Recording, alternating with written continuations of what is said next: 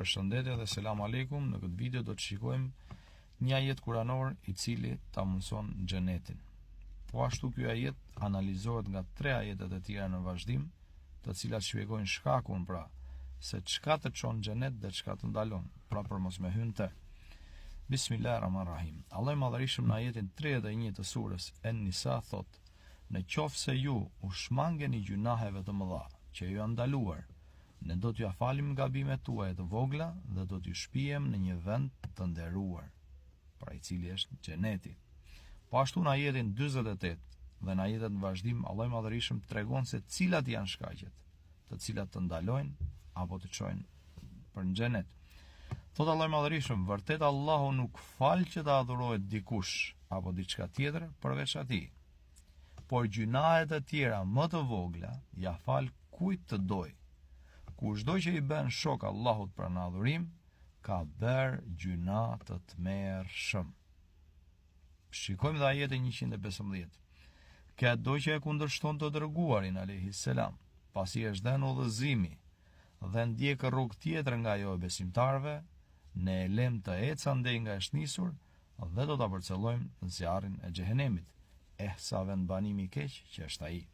Po ashtu ajetin 116 që është shumë i ngjashëm me ajetin e mësipërm që përmendëm, pra para këtij ajeti, pohon të kundërtën e asaj që thot ajeti 115. Pra që nëse i shmangesh asaj rruge, ky është përfundimi. Allah i Madhërisht thot: "Vërtet Allahu nuk fal që të adhurohet dikush apo diçka tjetër përveç atij, por gjunahet e tjera më të vogla ja fal kujt të doj. Kushdo që i bën shok Allahut në adhurim, ai me të vërtet ka humbur dhe është larguar shumë prej udhës së drejtë." Pra çfarë shikojmë?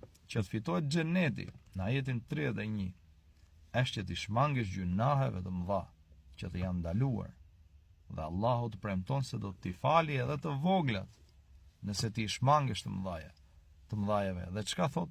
Pra që do të të çojë në vendin e nderuar, i cili është xheneti, parajsa. Por Allahu çka thot tek pjesa tek gjunahet e mëdha? Pra automatikisht ajetet në vazhdim e vërtetojnë, sepse gjunahu më i madh cili është? Pra shirku, idhujtaria, paganizmi, politeizmi, pastaj vin vrasja e njeriu, pastaj vin magjia, ikja nga fushbeteja, e shumë, domethënë çështje të tjera, të cilat janë nga mëkatet e mëdha.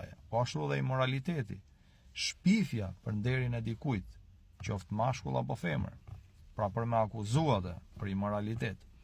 Pra të gjitha këto janë nga, siç kemi në hadithin e Profetit Islam, pra 7 mëkatet shkatërruese, pra cilat të shkatërrojnë.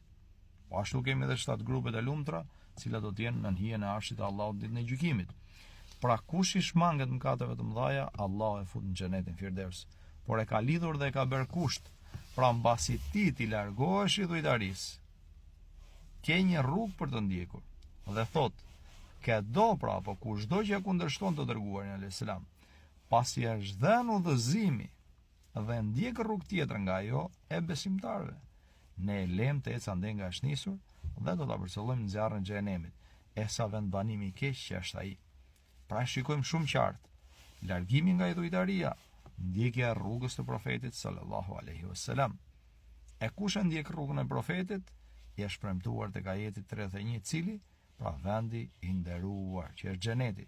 Ndërsa kush largohet nga ajo, pra padyshim që vetë ka zgjedhur rrugën për në zjarrin e xhehenemit, sepse Allah i Madhërisht pra e lidh dhe thot: "Pra kushdo që e kundërshton të dërguarin", por i theksoi ajetin, "pasi është dhënë udhëzimi dhe ndjek rrugë tjetër nga ajo e besimtarve." Pra të ka ardhur udhëzimi, e ke kuptuar, por me mendje madhësi e kundërshton, atëhere nuk ta ka fajin as Zoti as Profeti alayhis salam, por teka dhepshet e tua. Kështu që nëse ja vëm veshin Kuranit, fjalës së Allahut Madhërisht, aq më tepër në këtë muaj të bekuar, por dhe në ditët në vazhdim, inshallah derisa të vinë dhe shumë Ramazane të tjera me lejen e Zotit, jo vetëm se do të përfitojmë, por do të pastrojmë edhe shpirtin ton, po ashtu dhe anën ton morale, të etikës, të shprehurit, të folurit. Sepse Allah i Madhërisht thot në një ajet tjetër kuranor, pra kanë shpëtuar ata të cilët pra e kanë pastruar pra shpirtin e vet. Pra që do të thot edhe agjërimi në tërësinë e tij, pra ka të bëj edhe me çështjen shpirtërore, po dhe me aspektin fizik, pra që ti agjiron edhe me shikimin edhe me dëgjimin, po ashtu agjiron edhe me shpirtin tënd. Pra sepse i shmangesh, e lidh nefsin tënd, nuk e le që të depërtojnë në gjymtyrët e tua. E normal që gjitha këto kanë një rrugë e cila duhet ndjekur. Dhe ajo është Kurani dhe Suneti i Profetit Muhammed sallallahu alaihi wasallam. Lutë Zotin të përfitojmë nga këto që flasim, të arrijmë kënaqësinë e tij. Dhe inshallah Zoti i Madhërisht na i hap zemrat që të kuptojmë aq më tepër ajetet kuranore sipas rrugës të duhur dhe të saktë, dhe ta shpërndajmë këtë dituri për me arrit kënaqësinë e tij që njerëzit të udhëzohen. Allahu ju i gjithëve ajirin pranuar. Assalamu alaikum wa rahmatullah.